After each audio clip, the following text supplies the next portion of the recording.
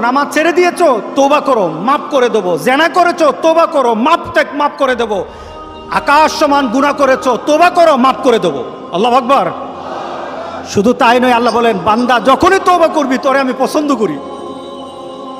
এত গুনাহ করার পর তুই যখন আমার সাথে তওবা করবি, আমি তোরে পছন্দ করি।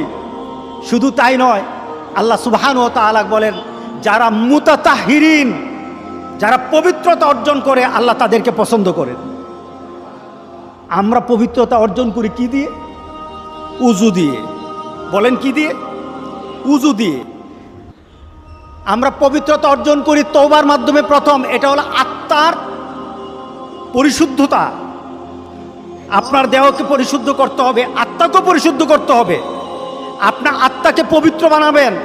আত্মাকে পবিত্র বানাতে হলে তওবা লাগবে। এটা পানি দিয়ে হবে না, মাটি দিয়ে হবে না।